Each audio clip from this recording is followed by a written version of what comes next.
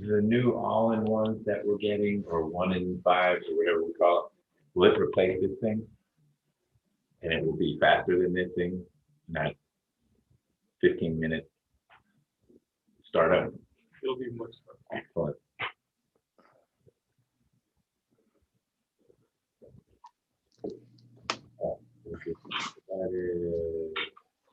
All right, good morning, everyone. We have a calendar this morning that is, it's entitled pre-trial. No one should panic. You're not going to trial next week on any of these cases, but these are cases that sort of stalled out as of March of this year. We haven't scratched some of them for a while, and it's time to just check in, figure out what's going on. One of them includes the defendant who in this division has been on pretrial supervision the longest.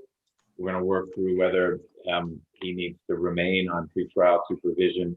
But we need to make sure we've got all the attorneys we're going to need. I don't see Mr. Franklin connected. Ms. Nelson, can you reach out to him? Yes, Judge. I think there might have been a little confusion on the startup time for today. I sent a reminder out this morning, but let me see if I can get him. Okay. Also, y'all, never mind. Okay. Scratch that. Malcolm, good morning. Which of these cases is yours? Good morning, Your Honor. Wonderful to see you again. Thanks. And I hope everybody is well in the meeting. I have number 1 on the calendar, the state versus Jerome Hoffman. Okay. And he's represented by Mr. Franklin. Yep, we're trying to get him. And if I'm recalling, Mr. Hoffman is out of state and is perhaps the oldest defendant I'm working with. Yes. And he's the gentleman who has been on pretrial supervision the longest in this division, running on 4+ years. So we'll talk a little bit about that and what else is happening with the case, but we'll wait till we get his lawyer. Absolutely. Position 2, we can't do yet because I don't see Lawrence Lewis on the call. And Ms. Nelson, I'll say this, the email you sent out this morning saying, hey, the calendar starts at 9 was actually for yesterday's calendar and had that distribution. Uh-oh. Then that's my error for sure. Okay. Well, you may want to send out another one, but we'll see. We have Ms. Snyder here. And so we could jump to position 3, which is Wynette Phillips. Franklin. So why don't we talk about Wynette Phillips? Ms. Nelson, was this a notice calendar? In other words, were the defendant supposed to be connecting, or is this just lawyers and judge getting a status update? No, it was a notice calendar, Judge. Okay. Ms. Snyder, Ms. Phillips.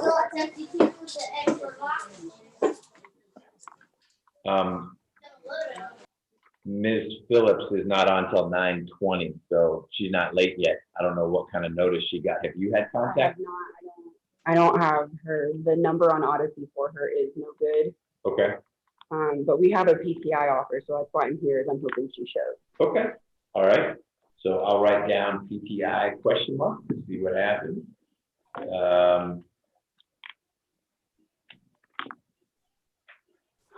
And I guess that's it for you. Okay. We'll see if she shows. Good morning, Mr. Franklin. We may have caught you a little early. There may have been some confusion about when the calendar started.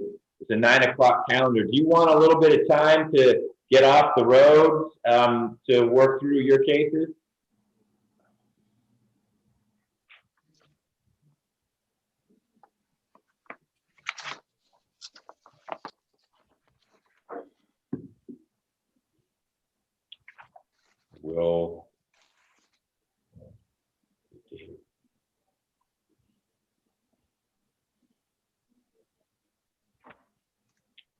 Well, Well, Ms. Hall, let me ask you, since a bunch of these cases are yours, are there any cases on here that today you think we're doing something substantive? And I ask because Mr. Forte is here to take things down. And I wasn't sure if you and Mr. Franklin or you and Ms. Rockwell or any of these other attorneys had sorted anything out with the case. Yes, Your Honor. Position 4, I do not expect, as Ms. Snyder told you, position 3 is a PTI offer. Position 4, I do not expect to move today. Okay. Position 5 is a possible plea. I was just on the phone with Ms. Rockwell. She needs to check on something in another county for her client, but it should be a plea if that pans out. Position 6 is a package deal, would be a null price if we complete position 5. Okay. Position 7 is a possible. I believe that is a Mr. Franklin's plea. It's a plea. Okay. Not sure what's happening with position 8 and position 9. I don't think it's moving today. Okay. And then how about 10? 10 is Miss Hodges. Okay. So will you let her know that we'll be looking for her? I don't know if she got notice for this. It lists your name as the lawyer. Okay, I will Great. reach out. Okay. Mr. Franklin left us. So for those of you who can hear me, we're waiting for a couple of the lawyers to dial in. And once we get them in, we will talk more about your cases. So in the meantime, just sit tight, don't go anywhere, and we'll get started up as soon as we can. There's Mr. Franklin again. Hey, Mr. Franklin, can you hear me? Yes, I can hear you now. Do you want us to hold for a little bit so you can get off the road, or tell me what your preference is? I'm about 7 minutes from the courthouse. I mistakenly thought court started at 9:30. No, but that's I'm my able to- fault. Yeah, you got bad info, so don't worry about it. Don't speed, don't hit any pedestrians, and we'll just sit tight till you get here, okay? Yes, sir. Thank you. All right. So I will stay on. I'm going to turn the video off, but if one of the lawyers for any of these other cases dials in, then we'll start handling those cases. Otherwise, once Mr. Franklin gets in, we'll go down the calendar. So Mr. Malkin will start with Mr. Hoffman, get you on your way, and keep pressing on. So thank you, everyone, for your patience.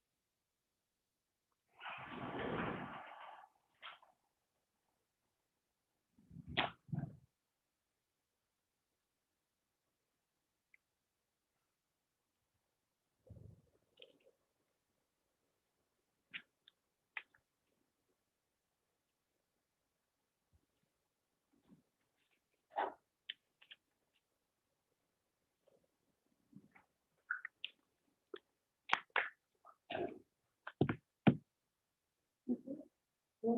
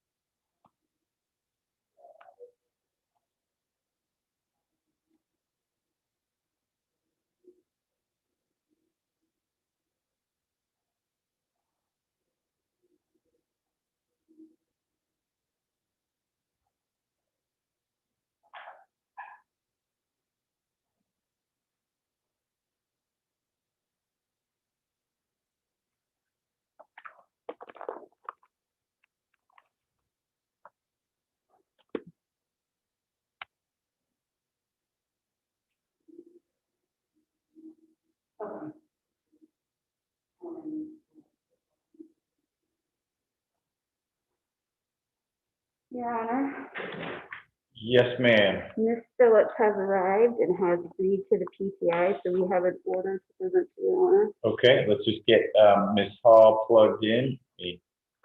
All right, Ms. Hall, we have in court with us now Ms. Phillips. She was right on time. Thank you for being on time, Ms. Phillips. She has spoken with Ms. Snyder, and Ms. Snyder says that Ms. Phillips accepts the terms of the PTI. Is this formal PTI through one of the programs or virtual It's PT? virtual, it's 8 hours of an anger management class. Okay. And how much time does Ms. Phillips have to do that? We don't have anything specific, but we discussed that she could do it in a day, so I would think it would take too long to get it done. So I may not ask the question well. Usually these orders have a deadline by which the person needs to complete it, so that Ms. Nelson has a tickler, okay, by April 1, 2021, this has been completed, or else it comes back on as a live case. Is there a date? Right. No, that's what we didn't put that in here. Okay. Because it's only an 8-hour class. Okay. And Your Honor, we haven't filled out any of the paperwork yet. So when we fill out the paperwork, we can put, since it's a one-day class, we can put maybe a 2-week or a 30-day time period. Okay, so there is a proposed order that Ms. Snyder has, and her client has signed it. So what I'll do is ask Ms. Well, I emailed it to, it should be in her email. Ms. Hall, you've got it electronically. Ms. Snyder shared it with you at some point. I know you have a busy inbox. If you could handwrite something on there, Ms. Snyder, and you and your client could initial it. I'm fine with a deadline that's a month or two out. That wasn't my point so much. It's just to get a deadline in there so that we know, hey, let's check Ms. Phillips' case. It's the end of the year, and that seems like a natural time that it ought to be completed by December 30th, 2020. You can talk with your client about that. And then we'll know if this is now something where the state ought to move to null process, or it ought to be reactivated because Ms. Phillips didn't take care of what she needed to take care of.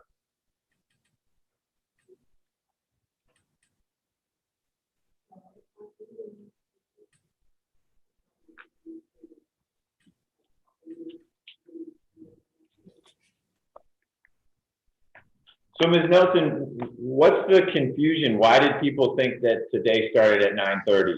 Mr. Malcolm and Ms. Hall were on at 9. What happened?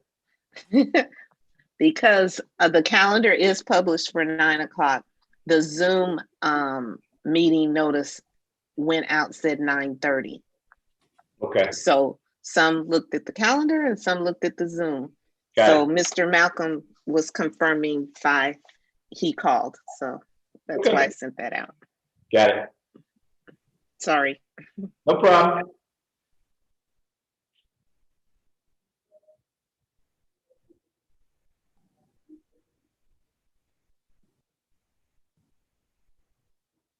Ms. Hall, were you able to find the PTI document that Ms. Snyder sent? I didn't look for it. I'm looking now. Okay, if you can find it, if you read it and have no issue with it, then I may ask you to let me sign on your behalf, because then we'll be able to take care of filing it. Ms. Hall, I expect I don't- pictures of it, because just in case. Oh, okay. Because I was gonna say I don't. Okay.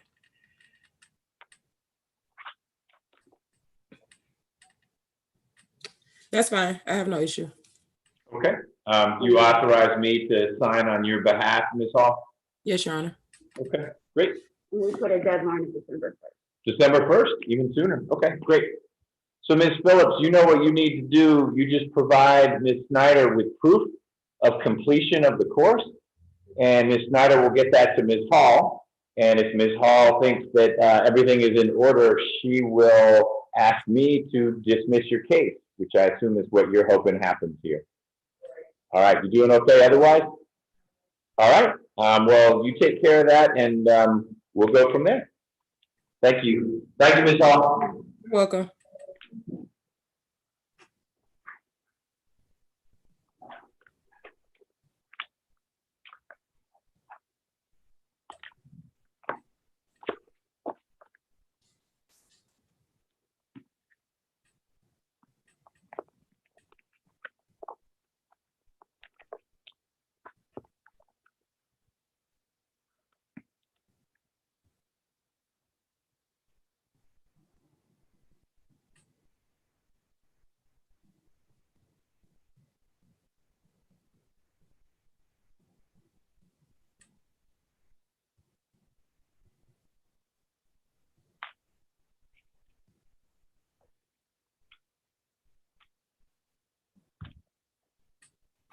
So you're all set, Ms. Snyder. You're welcome to stay for the rest of the day. But I appreciate you coming down, and I'm glad Ms. Phillips made it. Did you get an updated number for her? Great.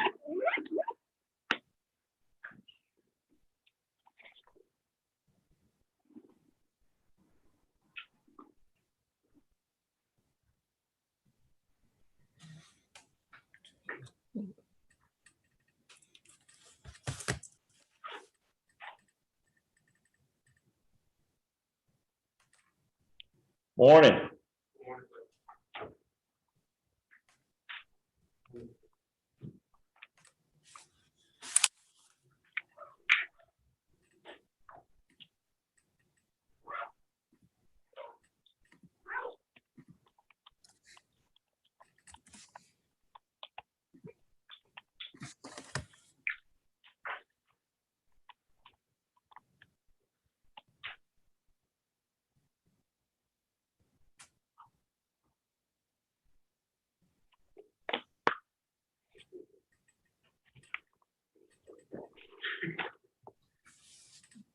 Are you ready to go, or you need a minute to get settled? I'm ready.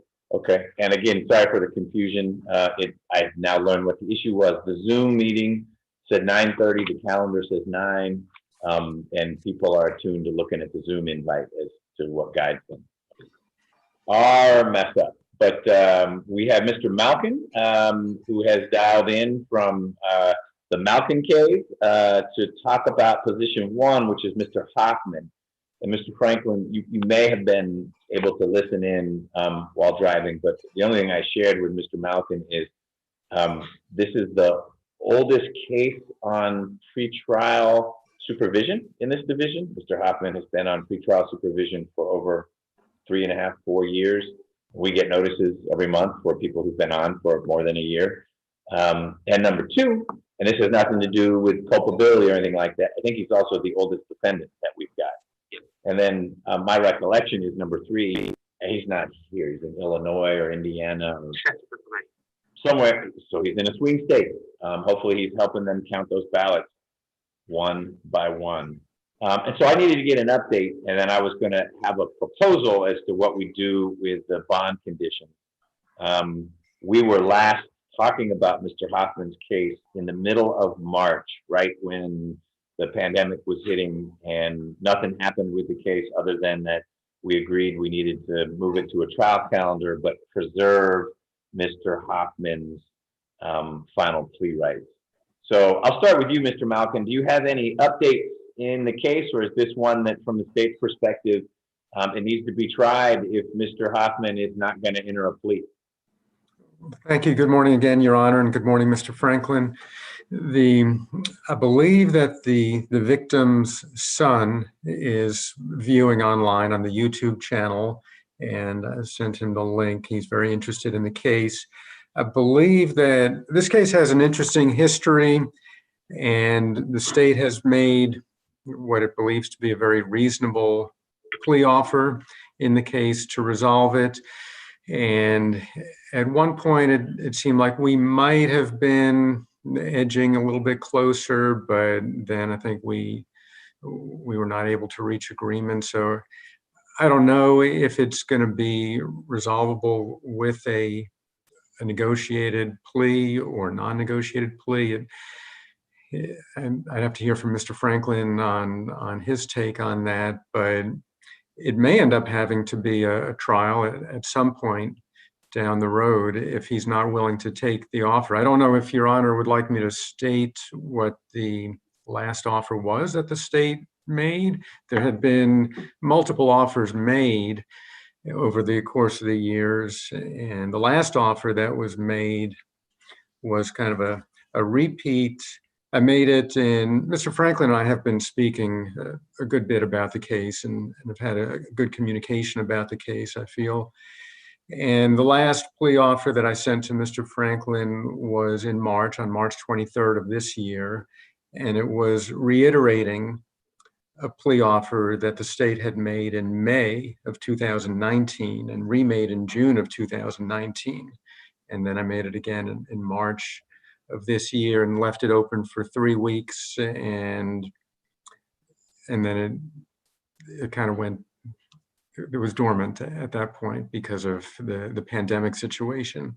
What is that dormant offer?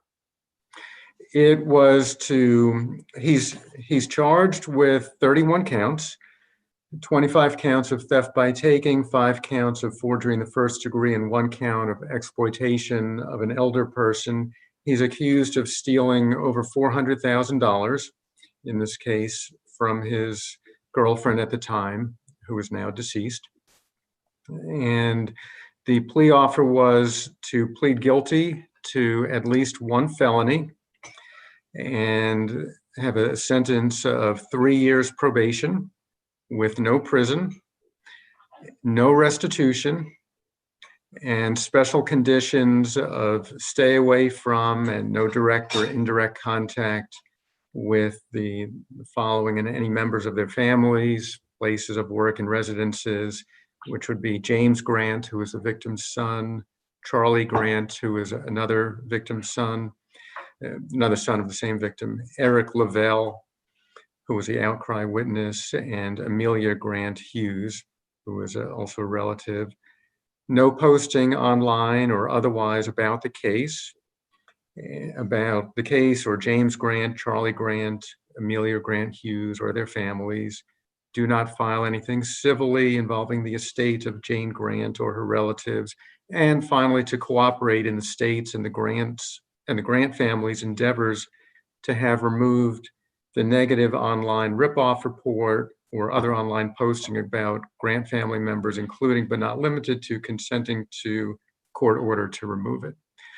And so the state made this plea offer after consulting with the victim's sons in the case, and they were okay with it. They would like for Mr. Hoffman to go to prison, but they were okay with this plea offer of straight probation and no restitution, because essentially what they want is just to be completely separated from Mr. Hoffman and for him to have nothing to do with their families at this point.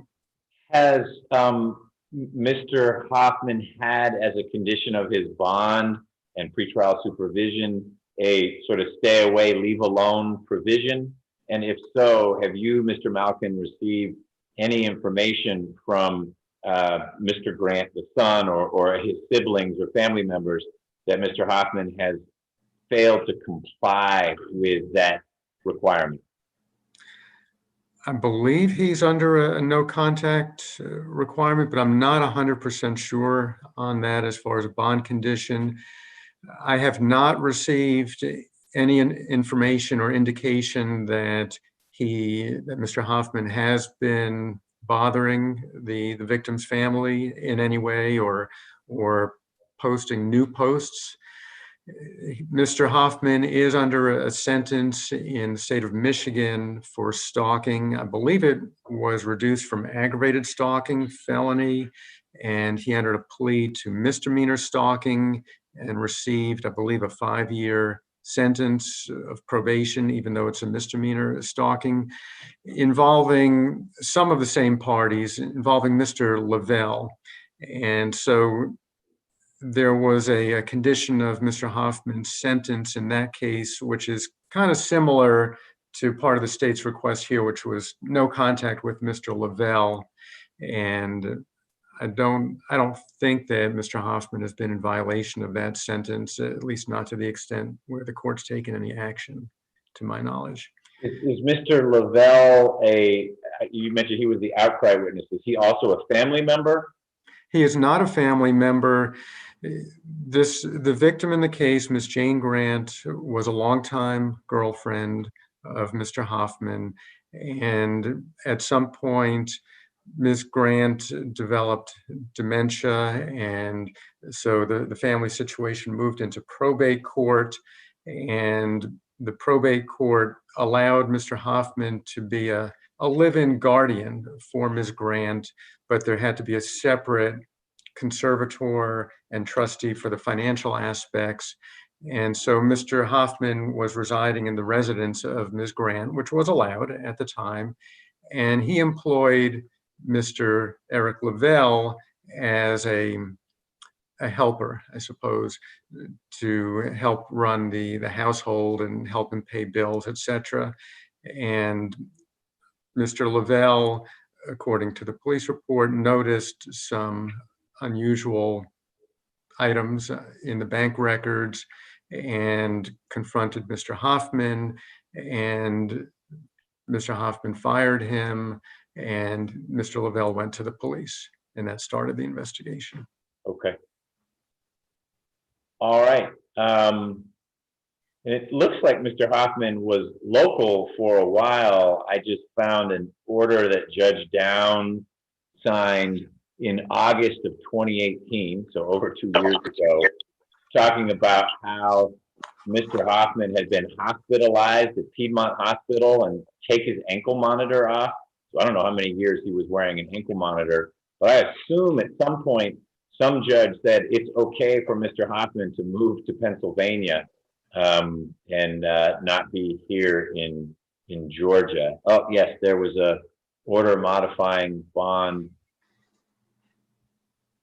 Hoffman Estates, Illinois. That's where I thought he was in Illinois. At some point in time he was. Last time I spoke to him. Okay, he's Which was mobile. earlier this week. Okay, let me. Yeah, we'll need to work that out because his address of record is Hoffman Estates. And then there's a Red Roof Inn address in North Carolina. There's another place we're supposed to send records. So that's a little alarming that he's not at either of those addresses and that one of them was a Red Roof Inn in North Carolina. So Mr. Franklin, why don't you tell me the latest you've got from Mr. Hoffman? So I would largely agree with pretty much everything that Mr. Malcolm represented to this point. Can you stop for 1 second? Mr. Malcolm, are you able to hear Mr. Franklin? Yes, I can. Great. We had very detailed, I would say even animated discussions about resolving the case. And I think we even had Mr. Malcolm made alternative offers. There was the offer of probation, but he had to plead to at least one felony. Or there was the offer of misdemeanors. However, there was some time involved, and it wasn't a great deal of time.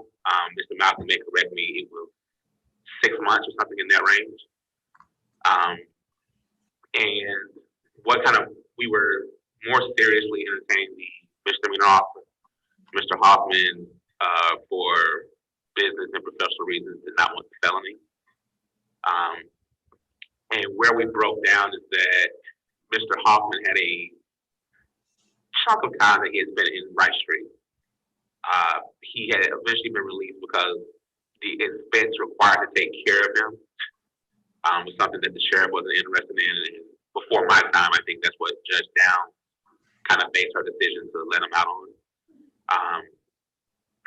We had conversations about maybe doing certain weekends or something like that, but we just were never able to reach anything. And so, understandably, Mr. Malcolm has a line. Understandably, Mr. Hoffman has a line, and so those lines were able to be pushed closer. We were never able to get those to meet. I've never had any issue getting in touch or having Mr. Hoffman get in touch with me. I talked to him earlier this week, and I tried to walk him through Zoom, but he's 78 years old. So I'm curious about the age. The date of birth in the system here that I assume came from the jail would have him actually 87 years old. And that's a pretty significant difference when you're at that altitude in the age spectrum. You think he's 78 because that's what he told you, or? I'm not even sure where I get it from. I have that in my head. I could be wrong. Okay. The year of birth in the system here is 1933. So he's older than my dad. And 1933 would make him 87 years old now. And I flag that only because I very much appreciate the concerns of the Grant family. And just assuming for a moment that the allegations are well-founded, he stole from their mom, and it sounds like there is more to it with this ripoff report, and it's messy and it's unpleasant, and the Grants just want to move on. Soon, Mr. Hoffman's going to be moving on in a different way if he's 87 years old. And we just need to work through what makes the most sense in getting an 87-year-old, if that's the correct year of birth, plugged into these criminal proceedings. So that was one of the things that I wanted to work through. It sounds like we are where we were, which is that this case ought to stay trial ready. I don't mean anyone is ready today to try it, but we've already pushed through final plea date. Mr. Hoffman's final plea rights were preserved. They'll stay preserved.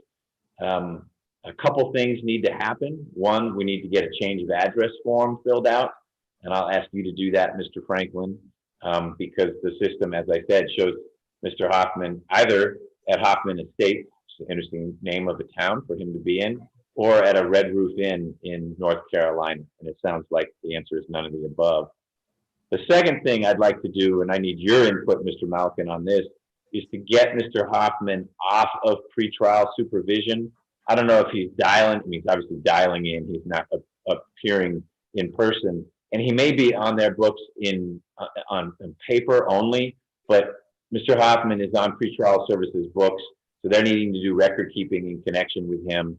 And if he's a flight risk, he's a flight risk. He's in Pennsylvania or Illinois. There's nothing that pretrial services can meaningfully do to control his whereabouts.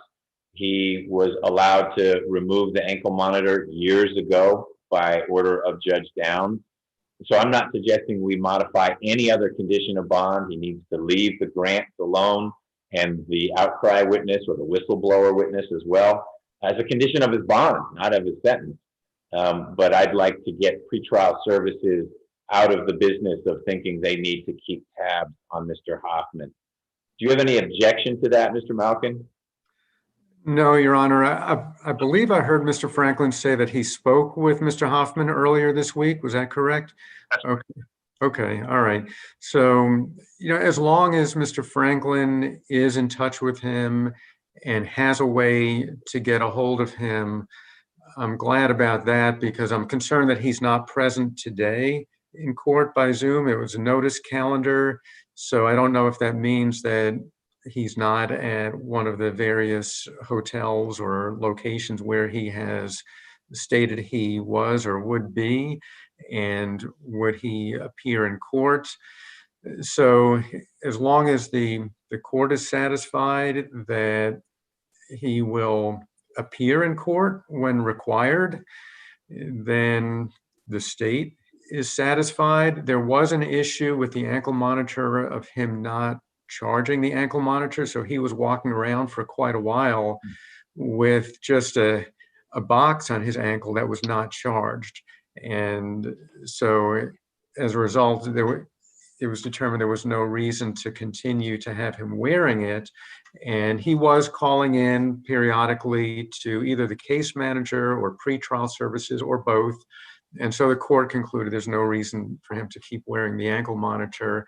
So if the court is satisfied that he will attend court in the appropriate fashion, then the state's fine with that. Mr. Franklin, do you have family members of Mr. Hoffman that you have as backup points of contact, or you have, every time you've needed to, connected directly with Mr. Hoffman? Directly with Mr. Hoffman, I don't have, unless there's something in the file from somebody who had it before me, I don't personally have any information for any relatives from Mr. Hoffman. Ms. Nelson? Yes, I have his number, and I just emailed it to Mr. Franklin. He called this morning and left a couple messages. He was trying to get on the call. He seemed a little confused how to get on, but he wanted the court to know that he called 3 times this morning and said he was trying to connect with Zoom. Okay. I appreciate that update. That adds confidence to the notion that we can get pretrial services out of his life. Again, I'm not quite sure how they've been active in his life, especially if he's now at an address that's not in the system. But we'll get that address in the system. It's a good sign that he reached out. And I will offer up the option of, if this is a case that can be resolved, getting Mr. Hoffman just on the phone. It sounds like he can do the phone. So If I called him right now, I'm sure he would pick up. but I don't know that you're going to work the case out right now, but I just complete my thought. If we can get him on the phone, if he can't navigate the video part of it, we could still sort this out. I'd ask you, Mr. Franklin, when you next engage with Mr. Hoffman, to explore a little bit his concern about harming his business reputation by taking a felony. If he's 87 years old, my guess is whatever he does in the business world has slowed down a little bit.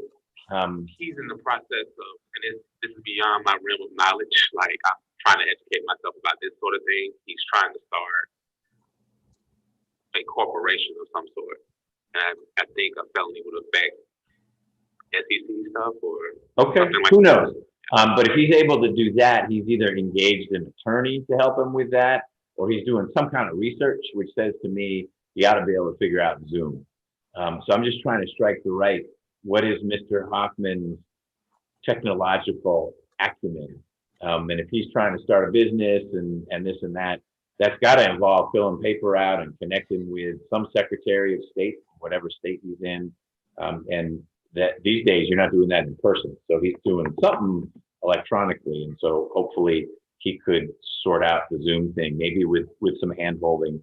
But I'm certainly not inserting myself in plea negotiations, but this has sort of gone around and around, and it would be great if there could be closure, particularly for the grants, but also for Mr. Hoffman, because this hangs over his head, and it might be that the SEC would want to know, do you have any open felony charges? And the answer is 31. So that could complicate things as well. So here's how I think we're going to leave it, but I'll get input from both of you to wrap it up. Mr. Franklin is going to complete a change of address form. We'll get that into the system. So we've got a current address for Mr. Hoffman. He's clearly staying plugged in. He called Ms. Nelson 3 times this morning saying, I want to plug in, but I don't understand Zoom. And I will work with Ms. Nelson to figure out what I need to say in terms of modifying a bond that does one and only one thing. It takes pretrial services off. It doesn't change any other condition. And it's actually going to say, you need to reside at this address, whatever his new address is. And if you're going to change it, you need to let the court know that you're changing. You can do that through Mr. Franklin, although he seems to like calling Ms. Nelson. So if he's going to move, he needs to let one of us know that that's happening. Does that work for you, Mr. Malcolm? Yes, it does. All right. Mr. Franklin, does that work? Yes, sir. Yes, sir. Okay. Then that's what we're going to do. And in terms of what's next for this case, it will go on the first trial calendar that we're able to have. Mr. Franklin knows this. I don't know if you do, Mr. Malcolm. We're restarting jury trials, hopefully, on January 11th. But it will be no surprise to anyone that one trial, which will be not for my division, but for all the divisions, there'll be a calendar that actually has cases from, I think, 7 different judges. That's jail only, and it's going to be jail only for a little while. But this case will be high on the McBurney division list of matters to try as long as we've dealt with the defendants who have been in custody for a long time. And that's a fairly long list, but it doesn't mean we'll forget about Mr. Hoffman. In the meantime, if you all get those lines even closer together such that there's a straddle you can build, we can take up Mr. Hoffman's case. Anything else, Mr. Malcolm? That sounds good. Nothing else from the state, Your Honor. Thank you. Mr. Franklin? Thank All you. right, we'll get the change of address form from you before you leave today. Thank you. Thank you, Mr. Malcolm. Thank you so much. Good to see you again. May I be excused, please? Yes, sir. Thank you. So long. Bye, Mr. Franklin. Talk later, break. All right. That gets us to position 2, which is State versus Angel Dawson. And that should bring us Mr. Lewis. Yes, good morning, Judge. Good morning, Mr. Lewis. How are you? Good, how are you? I'm well. Ms. Dawson is not here in court. What do we know about Ms. Dawson's whereabouts? I spoke to her and I sent her the Zoom link. She should have been on the line. I know she wanted to be on the line, but I've had absolutely no difficulty reaching her at all. She calls me, I call her. I've never had any problem reaching her. I can tell the court that the prosecutor gave me a call yesterday. They extended a pretrial diversion offer to me this morning. They called me yesterday, but I had left the office a little early to go out to the jail, so I didn't get a chance to speak to the prosecutor until this morning. A pretrial diversion offer was extended, and I fully expect Ms. Dawson to take that offer. Why don't we do this, Mr. Lewis? Ms. Dawson needs to make an appearance of some sort today. So why don't you contact her, see if she can dial in. We'll be conducting business for a while this morning, and it may be you and she can talk. And when she gets back on and you get back on, we can say she accepts the terms of the pretrial diversion. But I do need to see and hear from her. I'm not requiring her to accept it today, but it sounds like it's a reasonable offer, and she might say yes after you had a chance to counsel her a little bit. So please track her down and then come back in with us to let us know what's happening. Judge, give me about 45 minutes. I have to make another appearance here in Gwinnett. I'm just outside the courtroom up in 3E. So I'm just going to handle that, and I'll be back in touch with you in about 45 minutes. Sounds good. Okay. Thank you. All right, thanks. Position 3 we dealt with, so that gets us to position 4. Mr. Dewar? Dewar? He is present. Yes. How do you pronounce your last name? Dewar. All right, we got it right the first time. So Ms. Hall, Mr. Dewar is here in court. This was on a final plea calendar on March 18th, and we just reserved everyone's final plea rights because of what was happening in the middle of March. But let's get an update on where we are. Mr. Franklin, you got all the discovery. What's happening from the defense side? Discovery is complete from my end. I don't think the state owes me anything else. Mr. Dewar is actually the reason I showed into court in person today as opposed to Zoom. I called his phone and I haven't had a chance to speak to him this morning. And I got a message that he wasn't able to accept certain kind of phone calls. So I hadn't spoken to him and I assumed he would show up, as he always does. Great. And I wanted to make sure that we were able to reconnect. Ms. Hall and I had extremely limited conversations about that because of my lack of recent contact with Mr. Dewar. And that's on my end, not on Mr. Dewar.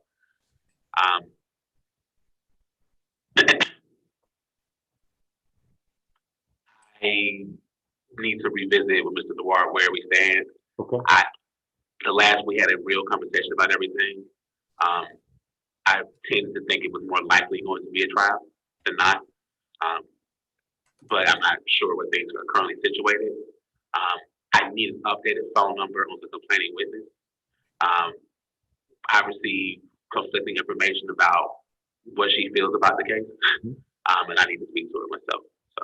And the complaining witness was a significant other, was a spouse or a significant other of Mr. Dewar?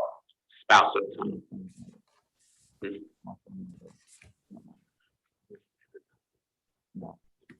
Mother of the child. Mother of the child, okay. And we don't need to go into lots of facts. I'm just trying to understand. It's a strange collection of charges.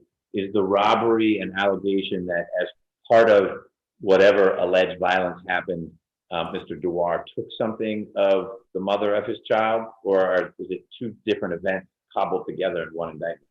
It's all related to one incident. Okay, all right. And I assume one of the conditions of bond is that Mr. Dewar, you're to have no contact with the mother of your child, other than the fact that you guys have a kid together. Is that correct?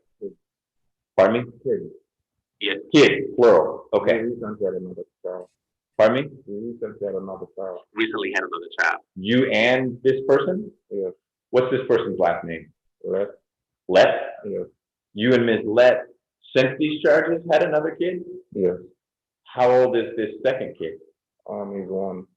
Okay, yeah, you may have some things to explore, Mr. Franklin. Okay, because that would make the whole no contact thing kind of complicated. All right, Ms. Hall, had you extended an offer to Mr. Franklin way back in March or more recently? No, Your Honor. This is a case I also was looking into. I was aware that the complaining witness, I believe when I picked up the case, was pregnant at the time. So I wanted to get in contact with her to kind of understand this case a little better. We did speak with her back in March. Our office spoke with her back in March when the pandemic first broke out, or whatever. Sorry, for lack of better words. But now we have lost contact with her. We reached out when this calendar came out, and the number that we haven't gotten a response from her. So we have done an investigator request to see if we can get a better number to get in contact with her. But if the defendant has a number for her and can give that to us, we can get in contact with her faster. Yeah, it does sound like, Mr. Franklin, your best source for contacting Ms. Let would be getting information from the client, and then I'll let Sorry, you. Judge, if I may interject. Hey, yes, ma'am. Good morning, Judge. Good morning. We have been in contact with her, Ms. Hall. I'm sorry if possibly the notes in Odyssey did not save my notes. It's possible. But we're in touch with her, and she is viewing the YouTube live feed. Well, there we go. Well, good morning, Ms. Let. And Ms. Rolak, how recently have you communicated with Ms. Let? About a week ago, but I spoke to her. I texted her just now as well. Okay. All right. So then, Ms. Hall, it sounds like you can get contact information from Ms. Rolak and Mr. Franklin. If you are unable to get contact information from your client, Ms. Hall will have it, and then you'll be in a position to communicate with Ms. Lett. Ms. Rolak, it would help me. I'm a little confused. Is it your understanding that there is a no contact provision between Mr. Dewar and Ms. Lett? And is Ms. Lett concerned about how things are going? Or is she following because she's the victim in this case and she has 2 kids with Mr. Dewar?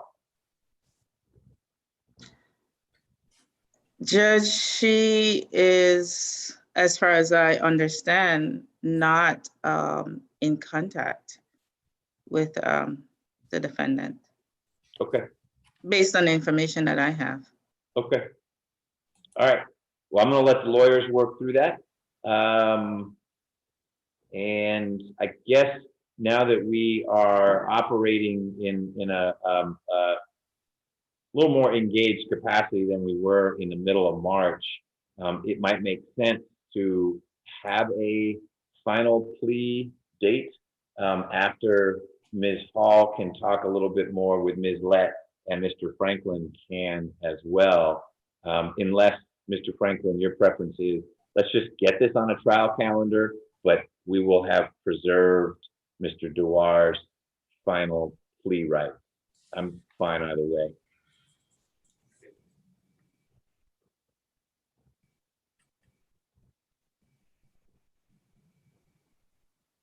That was a question.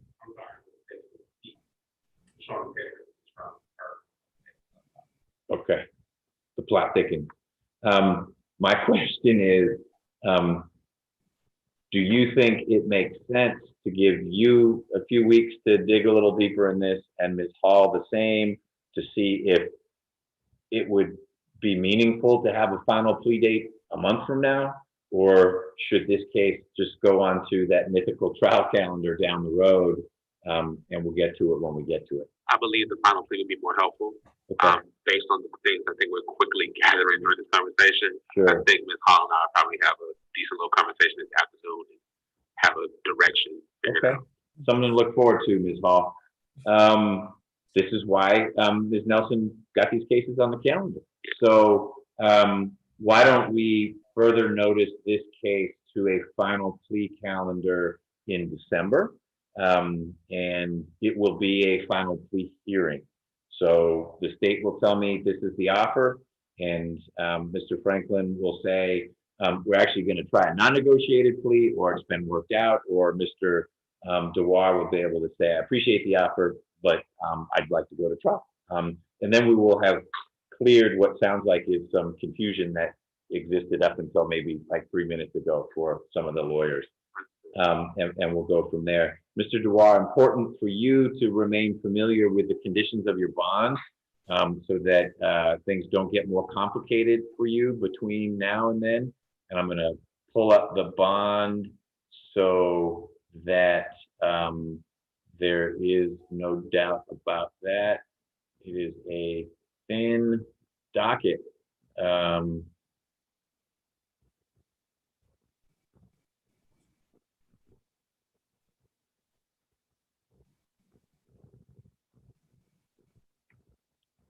So your bond was entered in November of 2018. You had to stay away from an address that is listed as your address. So hopefully you're not still at Caswick, C-A-S-W-Y-C-K Trace. Not good. And no contact with Ms. Lett or her children. So a condition of your bond is that you're not supposed to have contact with Ms. Lett. It sounds like that hasn't been necessarily how things played out, and it sounds like that may be true in both directions. But unless and until Mr. Franklin gets your bond changed, you need to know that that is a risk for you. If Ms. Lett provided documentation, picture of you, text this or that, showing that you were contacting her, that could be a basis for the state to ask me to revoke your bond. It sounds like it's a more complicated picture than that, but I want you to know what your bond says. I'm happy to print out a copy. It's old, but it says you're not supposed to have contact. If that needs to be modified, we maybe should talk about that soon. So I typically don't throw things upon the call this quickly, especially being that it doesn't appear that she's personally had contact with Ms. Lett, although Ms. Rolak has. My immediate request, based on what I think that I'm gathering right now, is for it to be a no violent contact provision as opposed to no contact. Let's explore that. Ms. Rolak, are you in a position to have an offline communication with Ms. Lett about her comfort level with the bond being modified so that it's not no contact, it's no violent contact? So Mr. Dewar actually could reach out to Ms. Lett because he wants to see his kids or whatever else may be going on. That would not violate his bond. But if Mr. Dewar did anything that was physical with or yelled at her, or anything that would constitute violent contact, that would violate his bond. Are you comfortable having that discussion with her? Yes, Judge, and I actually just forwarded a text to Ms. Hall with regards to how Ms. Lett feels. Ms. Hall can let you know. Okay. So Ms. Hall, I was not trying to shift your role to Ms. Rolak. It just sounded like Ms. Rolak had more recently connected with Ms. Lett. But you understand the question on the table. It's modifying Mr. Dewar's bond only in one way. He still stays away from that address, but the condition would be no violent contact with Ms. Lett and her minor children. Your Honor, based on her text to Ms. Rolak, it seems like that'd be fine because her request is they only have contact in reference to the children. Okay. All right, then that may be how I word it, Mr. Franklin, that no contact with Ms. Lett other than to arrange for visitation with the kids. Does that work as an interim or? That seems appropriate. Okay, all right. And Your Honor, I'll send Mr. Franklin the victim's number. I have the number. I've called it a couple of times, just haven't gotten a response. Okay. So it's the correct number, the same number that Ms. Rolak has. So I'll send that to Mr. Franklin. Okay, it sounds like you guys are going to be corresponding some today about the case. So he may send you some things, you can send him some things. We're going to do two things in connection with Mr. Dewar's case. One, further notice it to a final plea, and it's what I call final plea in early December, where it will actually be a final plea hearing or a resolution. I will enter a modified bond, and the only thing that changes, and Mr. Dewar, you need to be listening to this part. The only thing that's going to change in your bond is that you can have contact with Ms. Lett for purposes of arranging visitation with the kids. Is that going to work, Mr. Franklin, as far as you know? I don't believe so. Okay. Last thing then is address. Are you at an address on Glencroft Place? Yes, sir. That's a good place for you. Yes. Did you get something in the mail telling you about today's court? Yes. Okay. Ms. Nelson, in Odyssey, is it the address that has the little push pin next to it that gets the mail, or how does that work? Let me look. I think it is the first one that's listed. Because it lists two addresses for Mr. Dewar. One, it says party correspondence address, and that's a bad address. That's the place he's supposed to stay away from. And then it says Chase correspondence address, and that's the correct address on Glencroft, 5252. If he received notice, then it's correct in the system Okay, you did get because he said he received notice. Okay, great. I'll stay out of that. And we'll modify the bond. Anything else, Ms. Hall, in connection with Mr. Dewar's case? Nothing further from the state, Your Honor. Mr. Franklin? Nothing further. Okay. All right, Mr. Dewar, thanks for being here. We'll see you again in early December sometime. All right, that gets us to Mr. Shorter. And I think we've got Ms. Rockwell on, but I don't see Mr. Shorter anywhere. Oh, no, don't tell me. I just did. And I'll Hi, tell you- Judge. Hey, how are Please you? don't tell me he's not as good as you. He- Full-time entertainment Yeah. in court. Mr. Shorter, did you think he was coming to court? Yes, he's coming. We have a negotiated plea. All right, then why don't you reach out Um, to him, get an update on him, and Okay, I sent him the Zoom, Judge, but you know, that seems to be, sometimes the first time is just real difficult. So let me see if can you hear us? You don't see him, do you, Judge? he is not on the screen and he is not in Okay. court. Well, Unless- let me do this. Am I the caboose? Am I the No, last we've one? got more cases. You're good. You sign Let off. me stand down. We'll figure it out. Even if I have to get him to go to the courthouse. All right, We'll figure it out because I'd love to move something during the pandemic. all right. Okay. Thank Thank you, Judge. Rockwell. All right, not the caboose. Well, that jumps us then to Ms. Lanier, who has been on, hopefully her phone is still working. She's been on since 9. And that's Mr. Franklin's case. And Mr. Franklin, Ms. Hall forecast that might be a plea. Yes, we had an agreement, we had a general agreement restitution, and we've been texting back and forth trying to figure the amount out. I think the amount that we settled on is gonna be sufficient, so Okay. as soon as Ms. Lanier can pop back on. All right, there she is. Good morning, Ms. Lanier. Can you hear me? Take care of it. Yes, I can hear you. Great. All right. Hey, are you ready to have a conversation about your case? Yes, sir. I'm just ready to get it over with. Okay. I hear that sometimes. Well, Ms. Lanier, Mr. Franklin is here in court.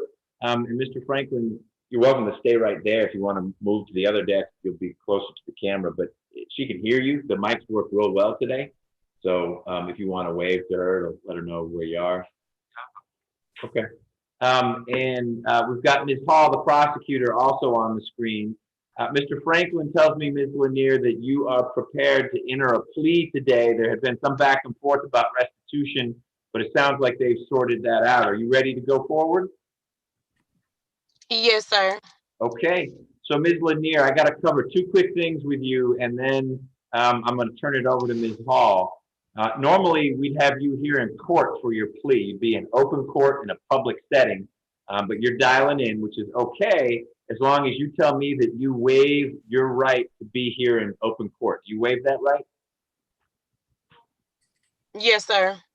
The other important right that you have that you'll be waiving today if we go forward is to have Mr. Franklin right there by your side. He's here in court with me. And if you need to speak privately with him, we can certainly make that happen. He can hop on his phone, step outside the courtroom and chat with you. But he's going to be here and not with you. Are you okay with that? I'm perfectly fine with that. Okay, then we're going to go forward. Ms. Hall, when you're ready. Thank you, Your Honor. Ms. Lanier, can you please raise your right hand? Do you swear or affirm the testimony you should give in the matter currently before this court should be the truth, the whole truth, and nothing but the truth? Yes. You may lower your hand. Please state your true, correct, and legal name. Sharika Sherelle Lanier. Are you at the time taking or under the influence of any alcohol, drugs, or medicine? No. Is there any medication that you normally take that you have not been given today? No, ma'am. How old are you and how far have you gone in school? I'm 26 years old and I'm a high school graduate. I also did like a year at Fortis College. At which college? Fortis College. Okay, where's that? It used to be right down Smyrna, but I think they closed it now. It was a private medical assistant school. Okay, thank you. And are you able to read, write, and understand the English language? Yes, ma'am. Do you understand that you've been charged with aggravated assault and criminal damage to property in the first degree? Yes, ma'am. Do you understand that you have the right to plead either guilty or not guilty to those charges? And if you plead not guilty or remain silent, you may receive a jury trial. Yes, ma'am. Have you had enough time to speak with your attorney, Mr. Franklin, about all the facts and circumstances known to you regarding the charges in this indictment, including any potential defenses? Yes, ma'am.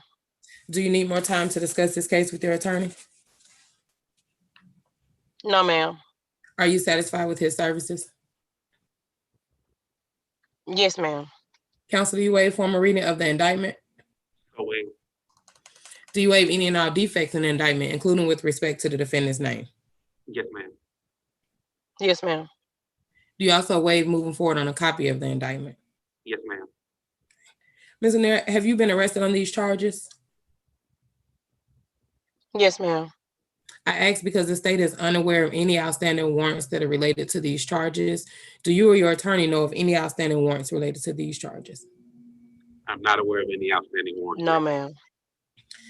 Has your attorney advised you of the minimum and maximum sentence to the charge that you're pleading to? Yes, ma'am. The minimum maximum for aggravated assault is 1 to 20 years to serve, and the minimum maximum for criminal damage to property in the first degree is 1 to 10 years to serve. Do you understand that this is a negotiated plea of guilty, which means the state will recommend to the court a sentence of 4 years probation for aggravated assault, 4 years probation for the criminal damage to property in the first degree, with a condition that you pay $2,000 to the victim in this case, Ms. Michelle Wilson, and also a special condition that you stay away from the victim as well. But the court does not have to accept that recommendation. The court can sentence you to the maximum on these charges and can run those sentences consecutively or one after another. Do you understand? Yes, ma'am. Do you understand? This plea may be used to enhance sentencing on other convictions in this jurisdiction as well as other jurisdictions, including the federal courts. Yes, ma'am. Do you understand if you're placed on probation of any kind, you cannot violate any criminal laws of any governmental unit or any special conditions of probation without being subject to revocation for the balance of the sentence? Yes, ma'am. Do you understand that you're not allowed to possess or use a firearm while on probation? Yes, ma'am. Do you understand? Do you understand that by pleading guilty to a felony, if you use, receive, or transport a firearm or use a firearm in a crime, you will be guilty of a felony which may carry a sentence of 1 to 15 years in prison? Yes, ma'am. Are you asking to be treated as a first offender under the provisions of the First Offender Act? Yes, ma'am. Have you ever pleaded guilty or nolo contendere to or ever been convicted of a felony in the state of Georgia or any other jurisdiction? No, ma'am. Have you ever been sentenced for any crime, felony, or misdemeanor under the First Offender Act?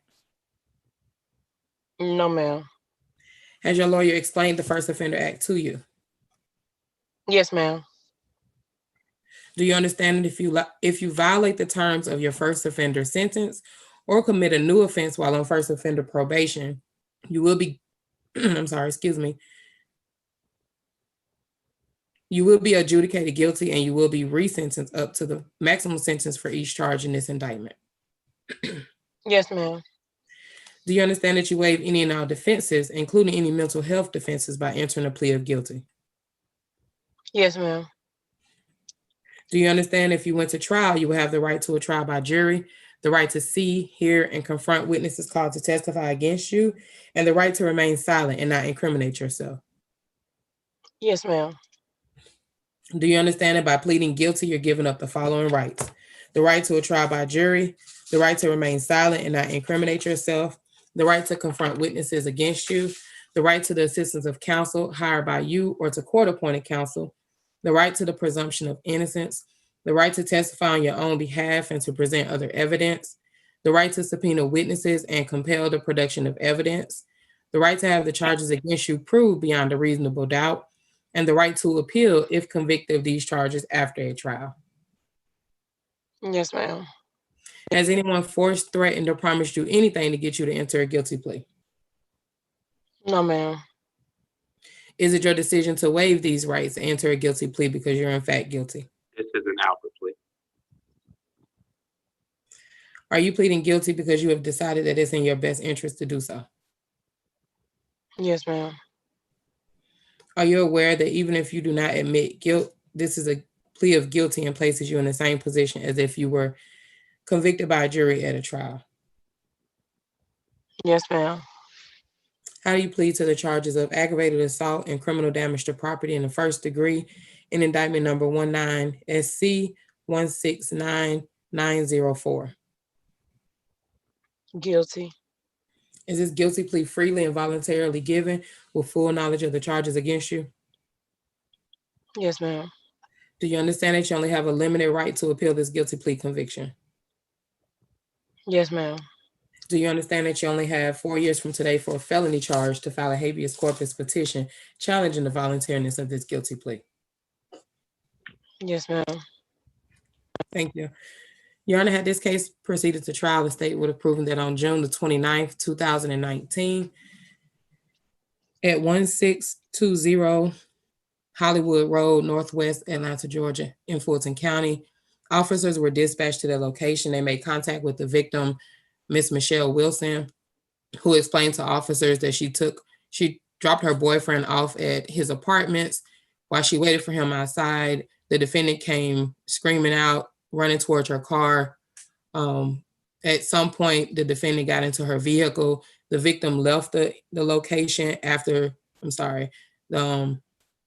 the defendant came running out of her home. She went to the victim's car and was banging on her window, at which point the victim drove off. The defendant got in her car and rammed the back of the victim's vehicle. At some point, the victim pulled over into a parking lot. And her recounts of what happened is that the defendant reversed her vehicle into the driver's side of her car multiple times. Before she did that, the victim was trying to get out of her vehicle. This is the officers will call the gentleman that was in the middle of this incident was not on the scene when officers arrived, but the defendant was still there. She was arrested. I had a long conversation with the victim in this case. She is watching on YouTube, and this is, it still affects her very emotionally, even speaking with her up to yesterday about what happened. It's still very hard for her to talk about it. Her car was repaired by the defendant's insurance company, but she did get a rental vehicle for about 3 weeks. So that's where the $2,000 in restitution is coming from. It actually was a little higher than that, around $2,500, but we have settled on the $2,000 as repayment. There are different recounts from the defendant side and the victim side of this story. The state believes that what happened from the recounts of this victim. She does not have a victim impact statement for you, Your Honor, but the state's initial offer was going to be for time. That is originally what the victim was also looking for, but she asked me if it could be a probation offer because she understands that the defendant has 3 children and she don't want to take her away from her children. So that is why we got where we are, and this is not a non-negotiated plea. And that is all from the state, Your Honor. Thank you, Ms. Hall. Quick question for you, then I have a question for Ms. Crawford and then Mr. Franklin. Did the investigation confirm, Ms. Hall, that there was damage to Ms. Wilson's car? Yes, Your Honor. And I'm not sure if Mr. Franklin had pictures before yesterday. I was able to get a collage type picture from the victim that I did forward to Mr. Franklin, and it does confirm the damage. Like I said, they have a different story as to how the damage got there, but it does confirm and show the damages to the vehicle. Okay, thank you. You're welcome. And thank you, Ms. Wilson, for participating in this remotely. I'm glad you are listening in. Ms. Crawford, Ms. Lanier is asking to be sentenced as a first offender. Does she have any Georgia criminal history? No Georgia criminal history found, Judge. All right, thank you. Mr. Franklin. Thank you, Judge. I will say I did not receive pictures until yesterday, but I had received body dash cam video, and I was able to observe in that video that Ms. Wilson's car was in fact damaged. And the damage was consistent with the narrative that Ms. Lanier provided me, which, as Ms. Hall has presented to the court, is very different from the narrative provided by Ms. Wilson. We are tendering this as an Alfred plea. I'm not sure if it's very meaningful for me to get into the differences, being that we have to negotiate the agreement. But I'll proceed at the court's pleasure, or we can just. Is the gentleman who was involved someone that both women knew? Yeah, so the gentleman, his name is Alonzo, I believe, is the father of children of Ms. Lanier. He was also evidently had just began dealing with Ms. Wilson. Okay. So I'm not sure if, I'm not positive he and Ms. Lanier were together at that point in time. But they had been, because They had- she they had had at least one kid by Alonzo. Correct. Okay. And she was 5 months pregnant at that point in time as well. With another kid from Alonzo? I believe it was Mr. Alonzo Shaw. Yes, it is. Okay. So she was 5 months pregnant. She was asleep at home. He came by the apartment banging on the door. They didn't live together at the time. Okay. She believed that her daughter may have let him into the house. He comes in, there's an argument over something. She did not want to engage in that kind of confrontation with him in front of the child. She has been a victim in a domestic violence case of his previously. Meaning Alonzo was the perpetrator. Correct. 16 SC 140261. And I'm not sure if this case is now open or closed. 19 SC 164702. Two cases. Yeah. Okay. So that just goes to the fact that there's definitely a history that supports this narrative that he came and she was trying to escape the apartment. Sure. And did, my last question, we don't need to get into the facts more. Did Ms. Lanier, as you understand it, know Ms. Wilson other than as potentially Alonzo's new significant other? I don't think either of them knew of the other one until they somehow engaged in the parking lot. Okay. There's confusion as to whether they were outside the car or whether if they ever actually engaged, it was just the cars kind of situation. Yeah. From our perspective, as she's trying to get away, she gets into her vehicle. Alonzo is still coming at her and trying to punch at her through the window and that kind of thing. Ms. Wilson's car pulls up, whether she's actively trying to block him in, or maybe she thought Alonzo was leaving and whatever. But Ms. Lanier is unable to get out. Okay. She Tries to get out. tries to get out. Okay. Which is how we believe the damage to the car came about. We originally thought that this was going to be a case that we wanted to try. There are circumstances related to Ms. Lanier's bond, money from her parents' home being tied up in the house, and being tied up in the bond situation. And for those reasons, in addition to, nobody knows how trial is going to go. She believes it's in her best interest to go forward with a probated sentence, especially being that she has her first offender available to her. Okay. And we don't believe the restitution is going to be an issue. When I spoke with Ms. Lanier yesterday, we talked about it being about $1,500. I don't think that the new agreement of $2,000 is going to be an issue. Yeah. And she's indicated by shaking her head that no, it's not going to be an issue. Okay. So we will proceed. All right. Ms. Lanier, I've got a few questions for you, and we can wrap this up. Can you hear me? Yes, I can hear you. Okay. Are you working these days? I actually just opened my own boutique. I got my own business. Okay. And what is I'm your actually sitting outside of my boutique now. okay? What does your boutique sell? I sell women clothing, men clothing, cologne, perfume, etc. And where is your boutique? I'm right here located off of Martin Luther King. The address is actually 3050 Martin Luther King Jr. Drive in Atlanta, Georgia, 30311. I don't know if you're familiar with that area. It's like a Wayfield shopping plaza. I'm literally next door to the DTLR. Okay. Well, good for you. How long has it been open? About a good 2 months now. Okay. Well, I need to cover a few things with you. First, first offender. I know you and Mr. Franklin have talked about it, but we need to talk about it on the record. The benefit of first offender is that this would not be a conviction. So as you look to continue to work, get a loan, go to school, anything where someone may be legitimately asking you about criminal history, as a first offender, you are in a position to say, I don't have a conviction. You'll need to take care of your sentence, but if you successfully complete your sentence, then you will continue to have no criminal history. Do you understand the benefit of first offender? I do. The risk of first offender is that if you manage to get in trouble while you are under your first offender sentence, the judge, that would be me, can revoke your first offender status and resentence you. And what you've pled to exposes you to up to 30 years in prison. So, and I'm just making this up, if 2 years from now, you intentionally ran someone over with your car and were arrested for that and prosecuted for that, not only would you have that new case, but in this case, I could say, you know what, I'm seeing Ms. Lanier in a real different light now, because 2 years later, she ran someone over with her car and she meant it. She even went in reverse over the body while it was on the ground.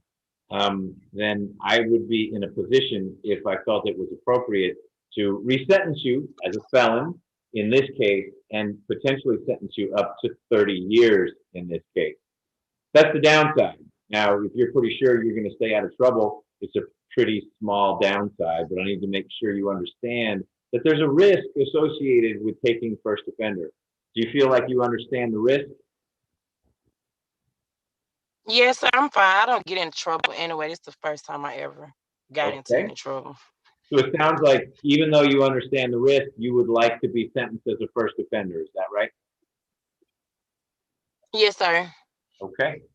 Second thing is the offered plea. I am authorized to accept a plea when a defendant says, hey, that is not how it happened. Those things the state said, that's not what happened. It went down a different way. But I need to get this over with. Right.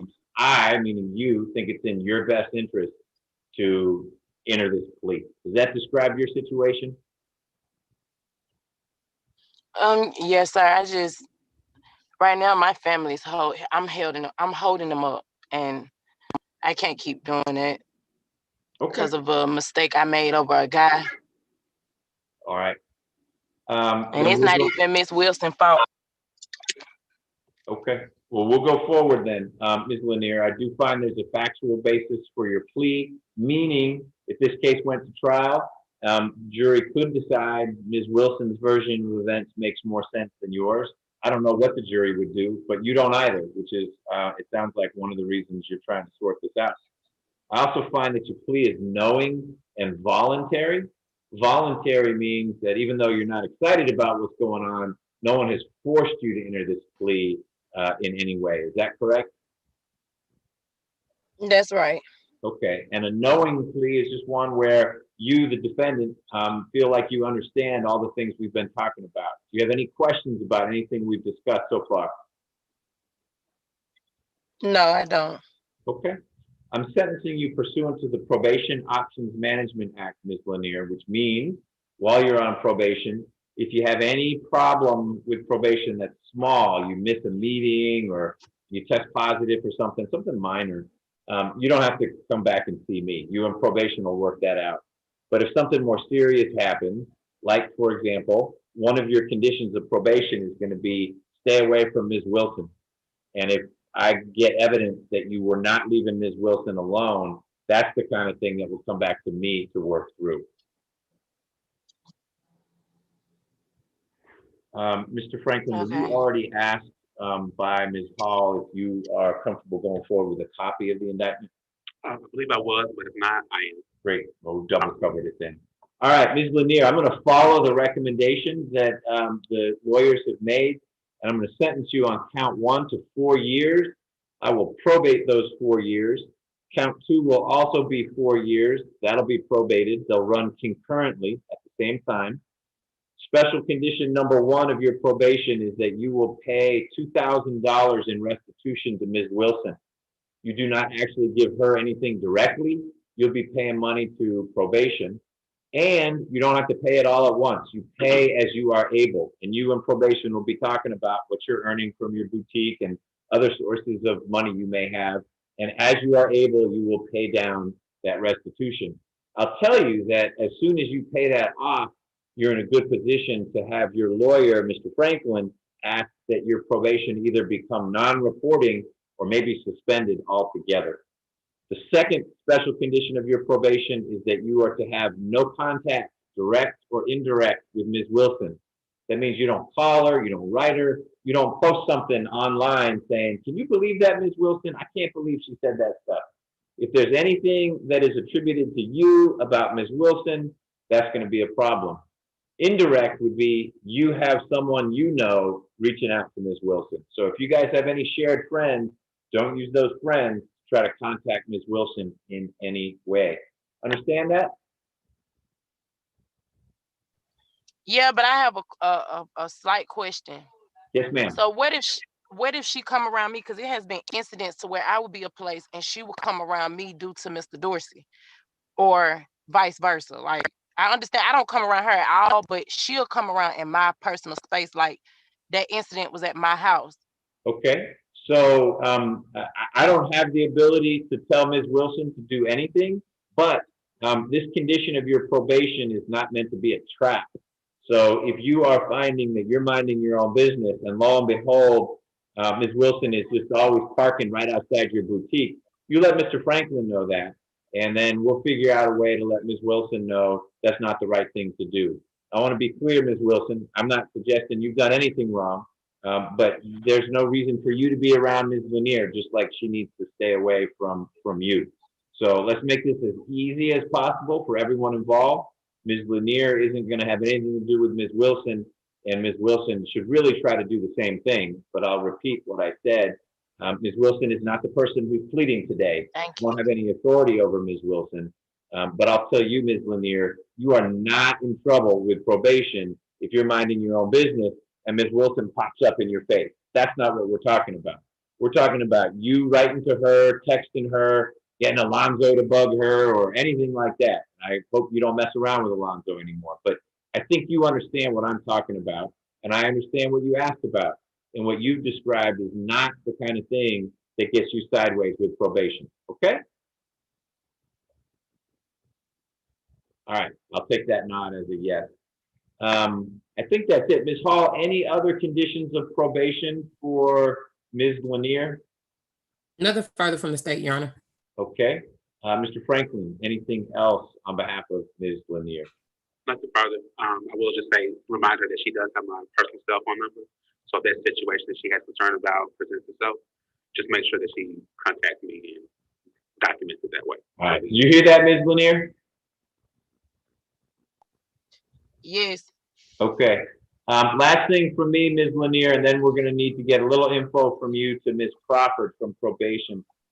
Your indictment is in my hand. If you were here in court, you would sign the indictment, but you're there. Do you authorize me to sign the indictment for you, Ms. Lanier? Yes. Mr. Franklin? Yes, sir. And Ms. Hall? Yes, Your Honor. Okay. Ms. Lanier, I'm going to move you to a breakout room so you and Ms. Crawford can talk. She needs to get your personal contact information. We don't need to share that with the whole wide world. So you and Ms. Crawford you're going to get a little prompt on your phone to go to a conference room. Ms. Crawford works with probation. She just needs to tell you where to report and when, and she needs to get some contact info from you, okay? Okay. All right, so just look at your screen and I will try to get you guys in there in 1 second.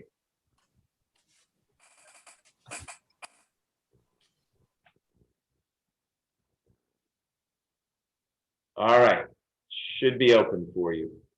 And Ms. Lanier, you're free to leave after you're done with Ms. Crawford. She's gone.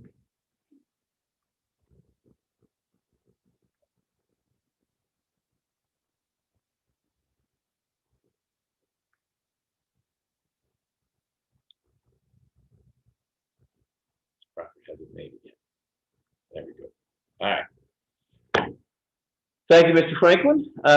Let's turn to our next case, which is Cedric Walker, and that's Mr. Alberga's case. Good morning, Mr. Alberga.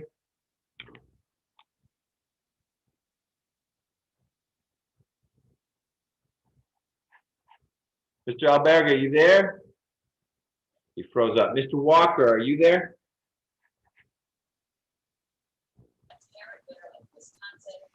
Yes, I'm here. Great. And Mr. Alberga, you hearing me now? I can hear you, but I must firstly, Judge, tell you that I'm having technical problems. And this is the reason why I'm late on the before you, because my connection, I'm told, is unstable. So I don't know if we'll manage to get very far this morning. Well, let's get as far as we can, all right? Ms. Hall, why don't you give me an update? The note I have on the calendar is that this case was on for a status hearing at the end of March. And then it was further noticed to a trial calendar. Here we are about 6 months later, and just need to figure out if anything has changed or if this needs to go to stay on a trial calendar. Your Honor, it's my understanding that all the discovery has been given in this case. I served jail calls back in January, which would have been the last piece that I needed to serve. If there is some outstanding discovery, I'm not aware of it, and I'll be glad to get that over to defense counsel. But we haven't had any contact. I did reach out, but we haven't connected yet. So I'm sure that we'll connect now and figure out what's going on as far as their end. Got it. Mr. Alberga, Ms. Hall says you should have all discovery. Do you agree with that? I agree, Judge. Great. I've been trying, sorry, Judge, go ahead. No, keep going. I'm saying I too have been trying to reach Ms. Hall with information which I've only just received. And when I say only just, recently, I've received information from 2 of the eyewitnesses. And I'd like to discuss this with Ms. Hall. I don't know if she has been contacted by the witnesses, but I would dearly like to discuss that with her. It is a change from what appeared before. I don't know if Ms. Hall has any report on contact. No one's contacted me, but I'll give you my cell phone number if you have been reaching out to me at the office. We have been working from home, so I will give you my cell phone number. I would appreciate that, because I did leave a couple messages, but you're a busy lady. That I am. Okay, let me have it, ma'am. Oh, I'm sending it in the chat. Yeah, it'll be on your screen, so it's just going straight to you and not the whole wide world, Mr. Alberga. Right. Mr. Walker, I've got a question for you. Did you get something in the mail letting you know that you had court today? Yes, I did, but it said 10:10 on my paper. That's right, 10:10. It was supposed to be 10:10. We're just running a little late, but that's exactly right. Yeah, and I also got a paper from my lawyer, and it said 9:30, so that's why I was confused. Okay, well, 9:30 was when the Zoom call started, but you were on for 10:10. But you've been here, and that's all good. Are you still at the Lisbon Drive address?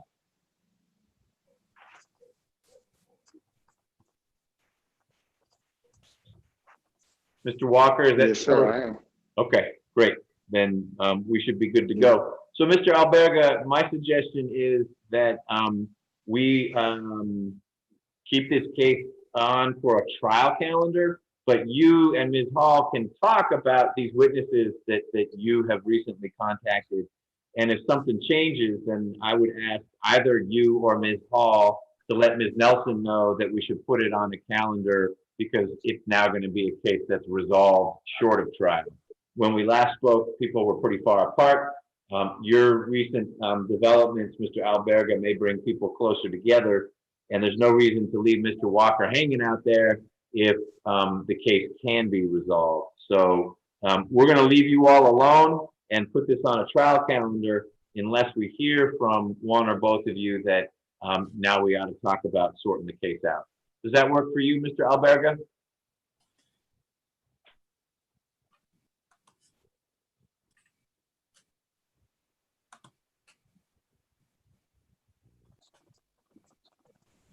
Can you repeat your answer?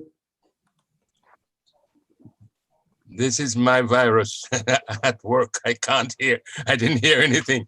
But what I would like before we close is for Ms. Hall to give me her number again. Sorry, I missed it. Did you, were you able to see it in the chat? I can email it to him. I've had some emails from him.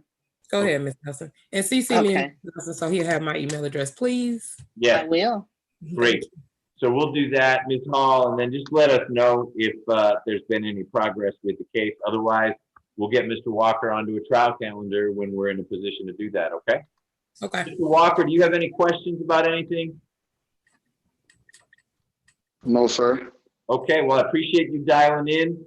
If you do change your address, make sure you reach out to the court to let us know. Otherwise, you just stay out of trouble, okay? Yes, sir. All right, you're free to go. All right, thank you. Mr. Alberga, you're gonna get an email from Ms. Nelson that has Ms. Hall's phone number and it has Ms. Hall's email. And you guys should then connect and talk about your witnesses, okay? Thank you, Judge. Thank you for dialing in. All right. Mr. Shorter, I know you've been on the call for a little bit. We need to find your lawyer now. She was looking for you. She was on the call. Now you're on the call, so we need to get her back on and we can talk about your cases, okay? You're on mute, but you can just raise your hand if you heard me. Excellent. All right, so sit tight. We're going to track down your lawyer. We do have Antonio Marshall, who's not on the call. I don't think he's here. Is Mr. Franklin out there? Dewar? Okay. All right. So let me write one thing down and then we'll get there. Here he comes.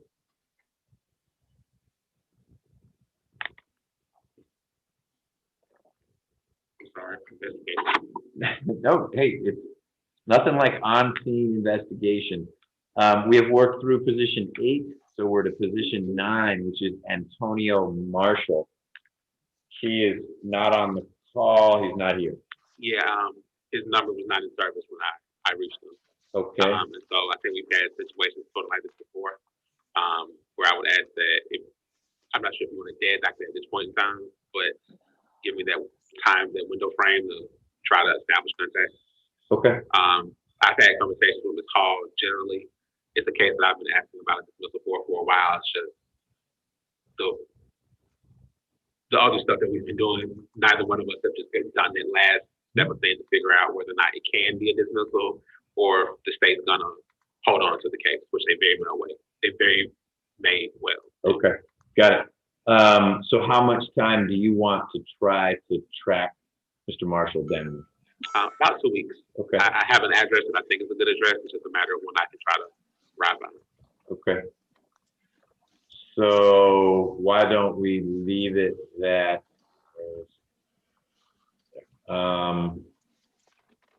we'll say November 23rd is 3 Mondays from now. If Ms. Nelson hasn't heard from you about Mr. Marshall's whereabouts, then I'll do a bond forfeiture. Okay.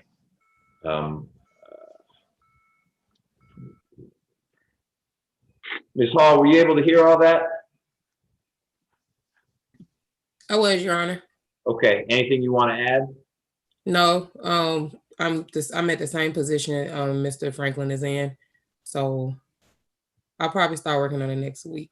Okay, we need to find Mr. Marshall too, so we'll see what happens. Okay.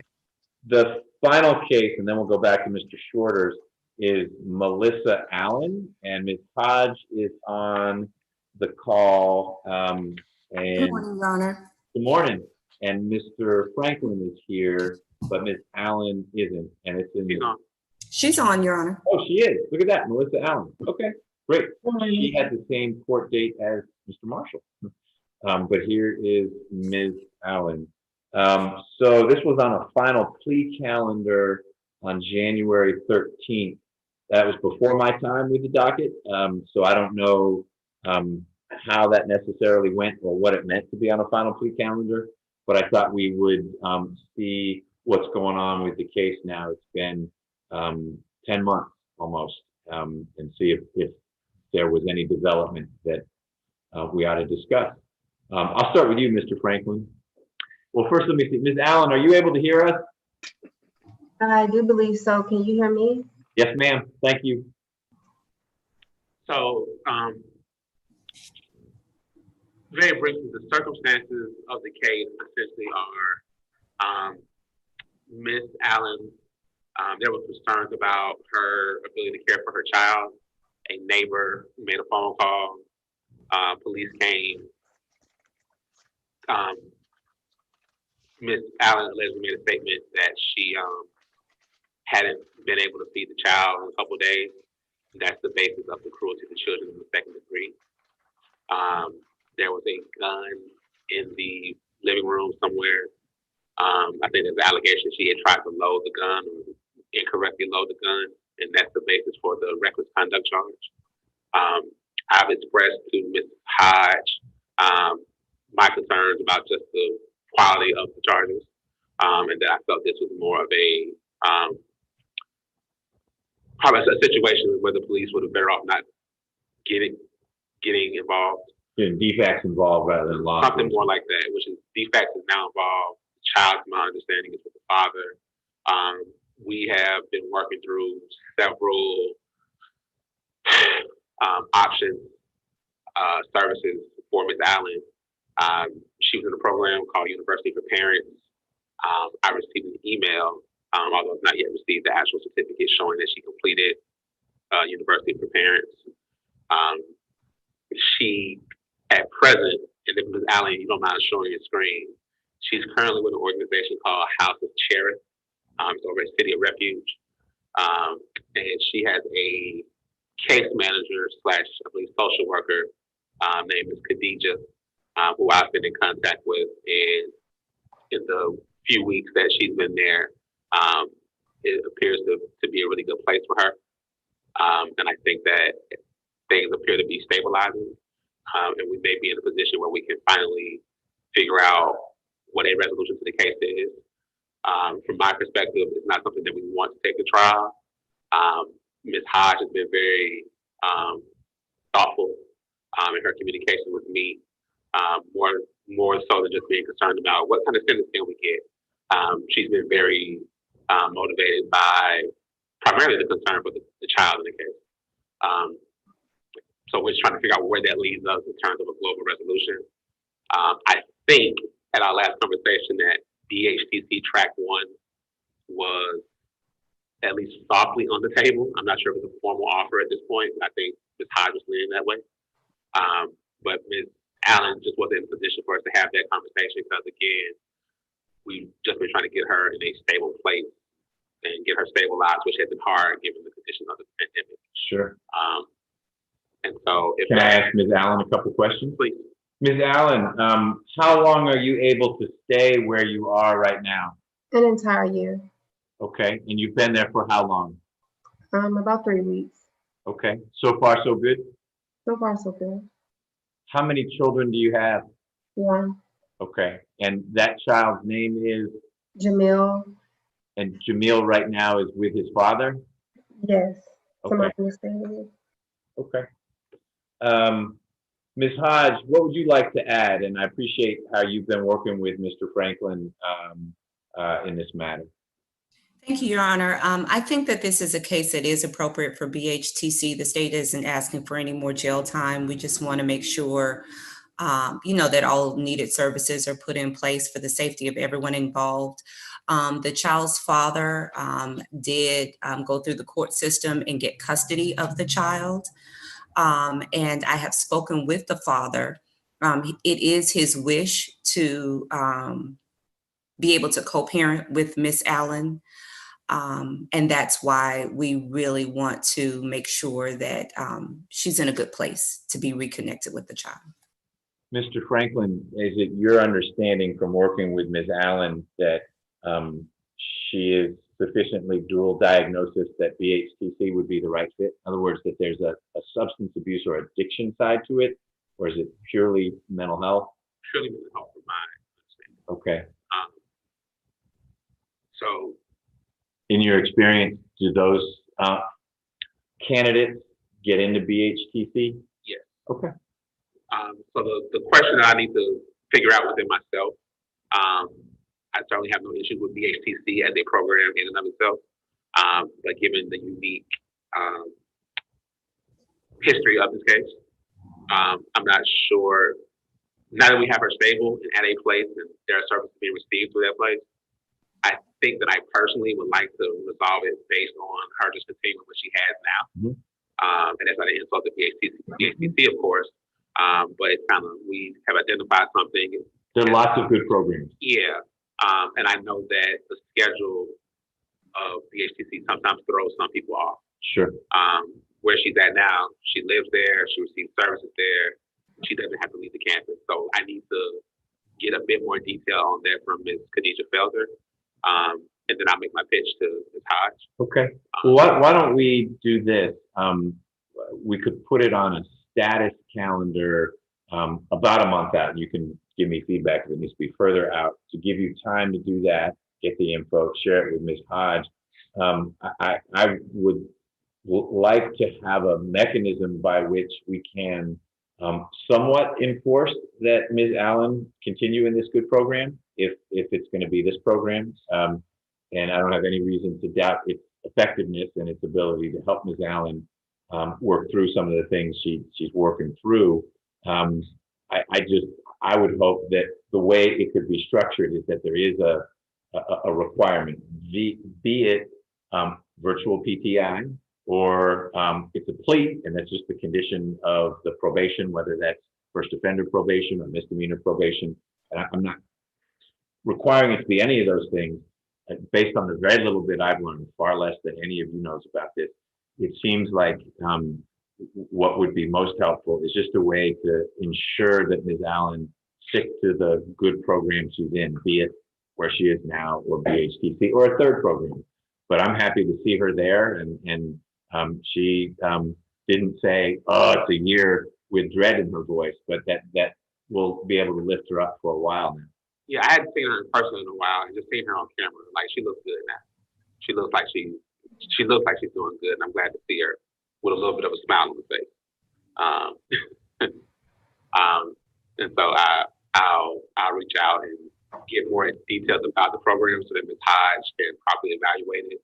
Okay. And see if we can get it worked out on that basis. If not, I don't have any issues with BHTC. Okay.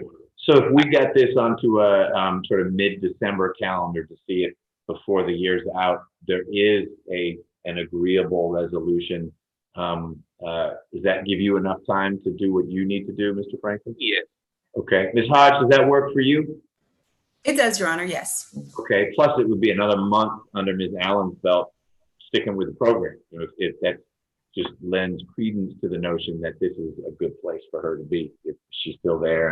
And I thought she was one of the attorneys on the calendar when I first saw her, when we first set up the call. She's in a good spot right now. Let's do that. So Ms. Nelson will set the date down, but it'll be mid-December before we break for the year, basically. Yeah, I'll be filing a leave soon.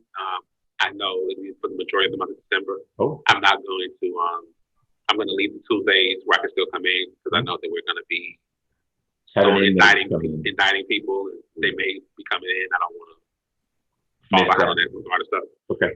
So I'll try to get that in by the end of the day. Okay, well, just work with Ms. Nelson. And it may be that you decide that there is, unless your leave is taking you far away, sort of like Tuesdays, we could just weave in, in the afternoon, we do a Zoom to work with your schedule. I want to interfere with that as little as possible. Okay, good. Ms. Hodge, anything else in Ms. Allen's case? No, Your Honor. All right, thank you for dialing in. Ms. Allen, do you have any questions? No, sir.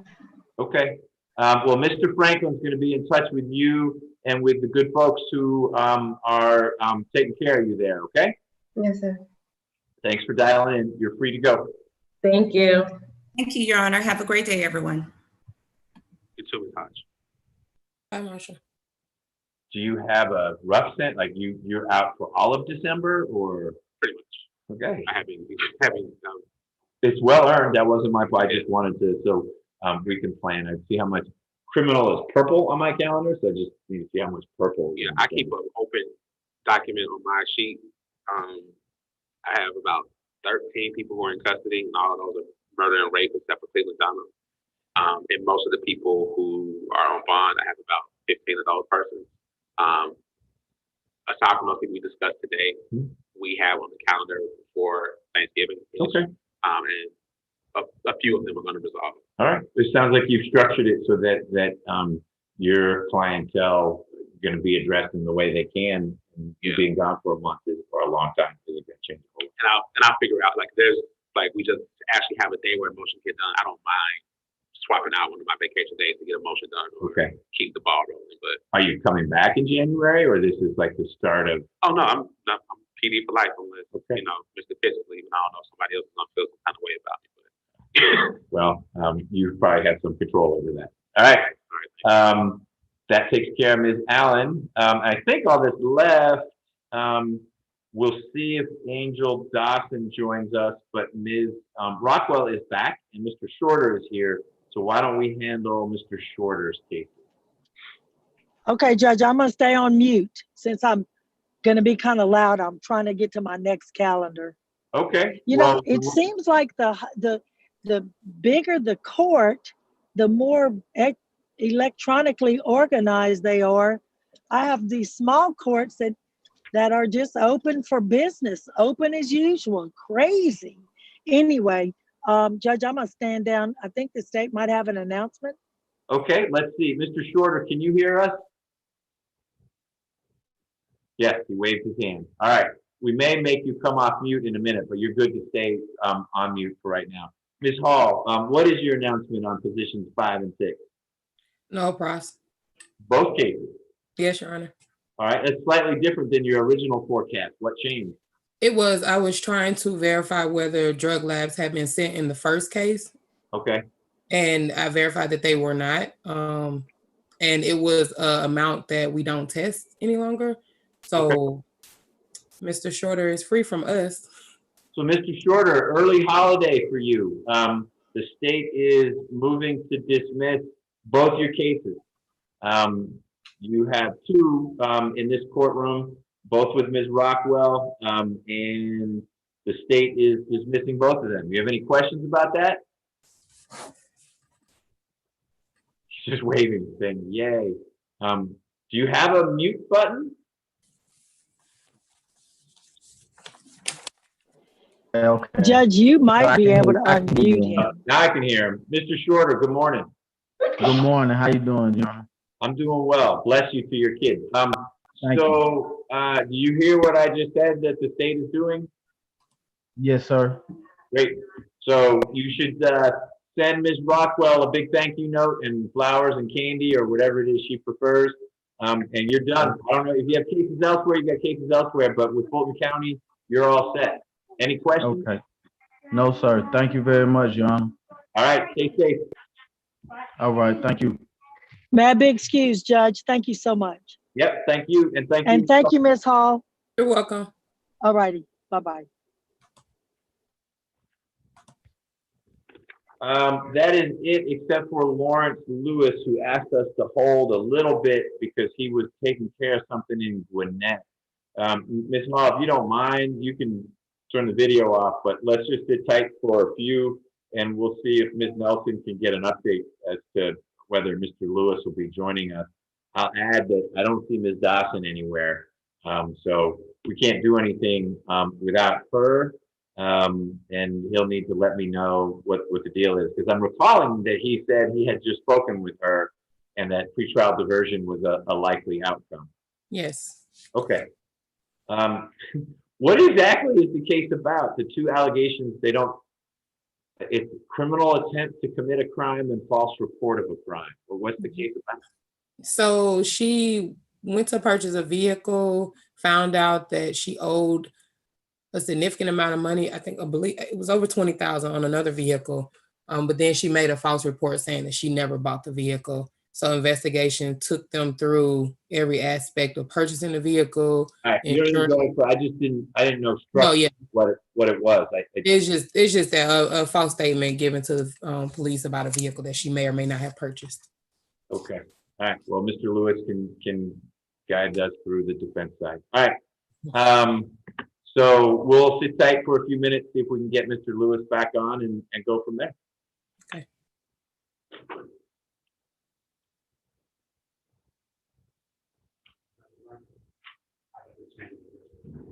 For Mr. Hoffman.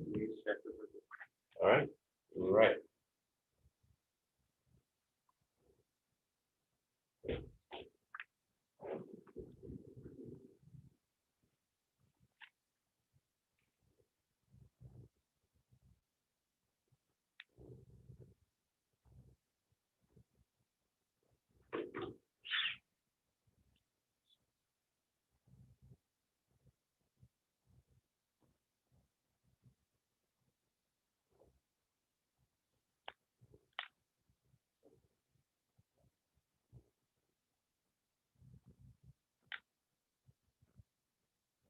So I'm told that a grand jury will be starting up next Friday.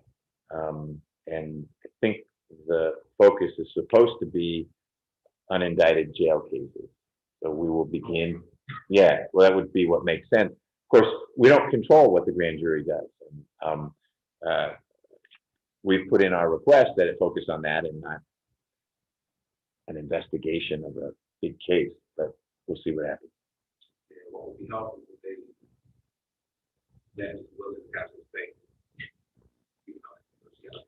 Yeah, I've heard that Hersey is no grand jury for a long time, while the complaint room is retooled. And that's an admirable goal, but I don't know that we can afford to not indict folks who are sitting in jail. Yeah. Yeah.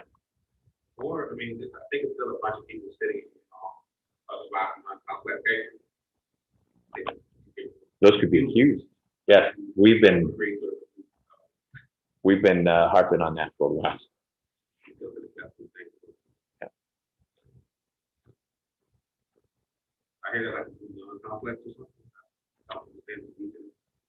So it's not new. Judge Millender and I have worked on it. It is it's now vertical. So the same judge has it from start to finish. You don't bounce from judge to judge. So right now it's DeFore and Lethbridge.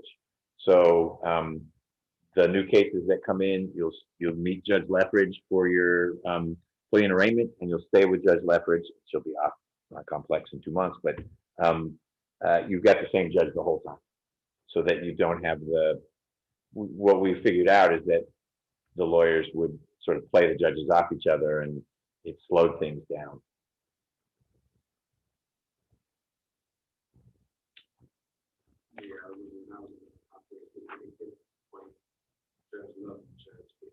Yep.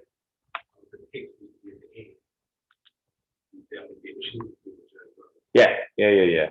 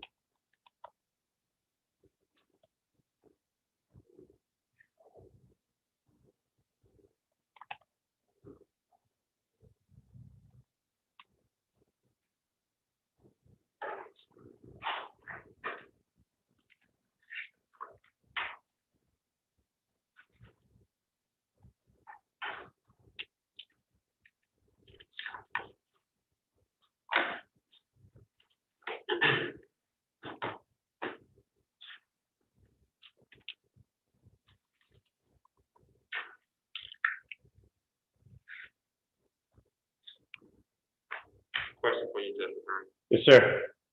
Would the person on the line who would eventually have trial, like the top, whenever those, I know it's gonna be jail for a while.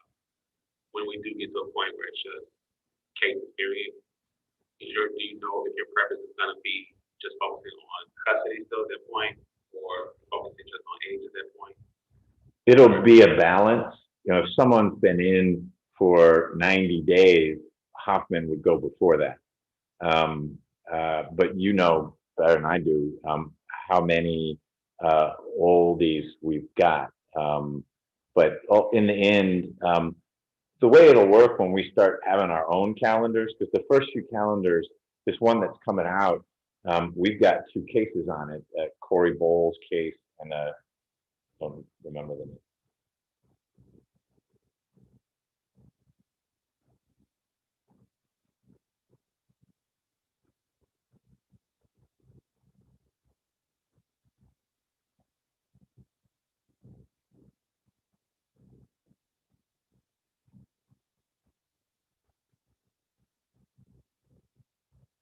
Her own calendar. When we get to ours, we never had trial calendar before.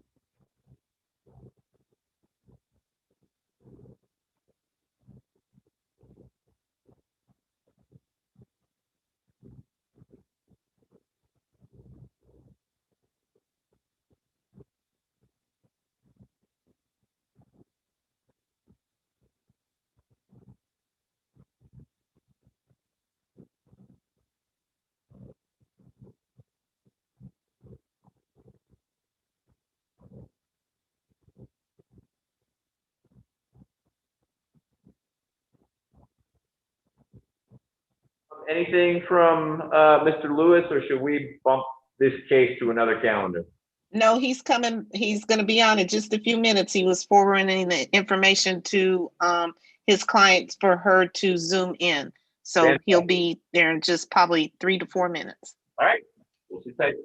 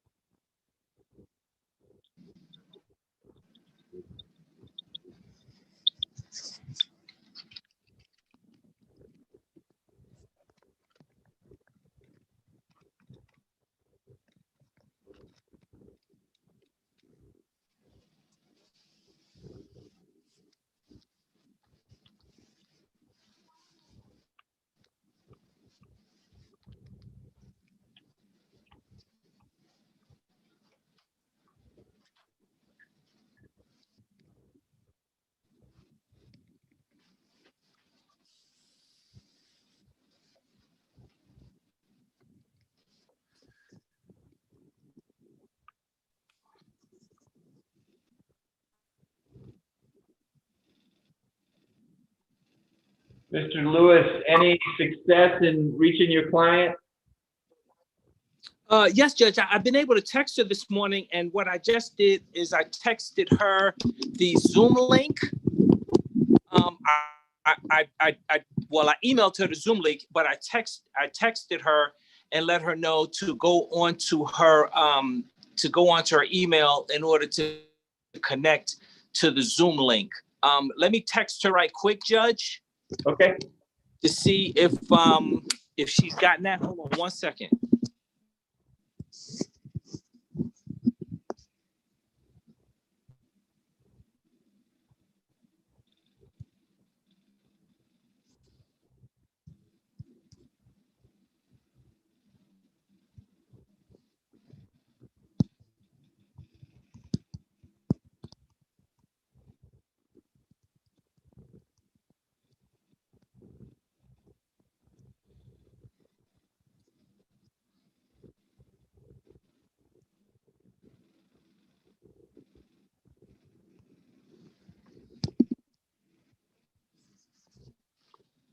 Okay, she just sent me a response, Judge, so she should be coming on soon.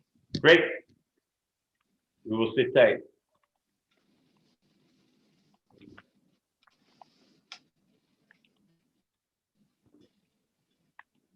Oh, do you see her? Hello. Hey, Mr. Lewis. Yep. Hey, How are you? good, good. All right. Ms. Dawson, this is Judge Yes. McDermott. Thank you for joining us. Can you hear me? Yes, I can hear you. Great. You have a case on the calendar. It was last on the calendar on March 18th, which was a complicated day for everyone because I think the courthouse was just about shutting down then. Yes. And we need to figure out what we're doing next with your case. Your lawyer, Okay. Mr. Lewis, had told me that the state had made an offer that he thought was pretty reasonable, but he wanted a chance to talk to you. So I'm going to let Mr. Lewis give me an update as to what's happening. Judge, Yes, I think she's up. Judge, I think she's updated.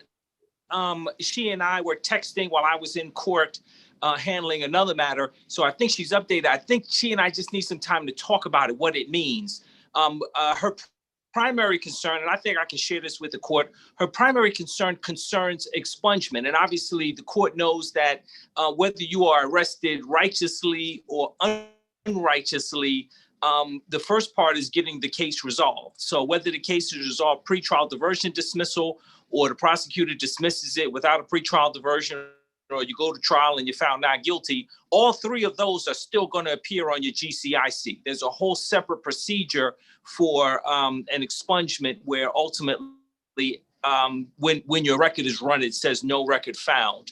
Right. And so I just need sort of some time to explain that to her so that she can make a decision on whether she wants to, and I think it's going to either be one of those three options. She's either going to, what I call, jump through some hoops for pretrial, for dismissal, which is pretrial diversion, jump through some hoops and get the case dismissed, or wait and present evidence to the prosecutor to see if they will have a chance to look at it and dismiss her case. Or the third option is go to trial and ultimately, if you show the jury what you believe to be exculpatory evidence, the jury says not guilty. But however the case ends, that will still appear on her record as a dismissal or a not guilty verdict, because there's a whole separate expungement procedure, and that we weren't able to go over that in detail. And obviously you helped me out a lot, because when she hears me tell you in the black robe that that's a whole separate procedure, and you say yup, that's all you have to say as a judge. Just yup.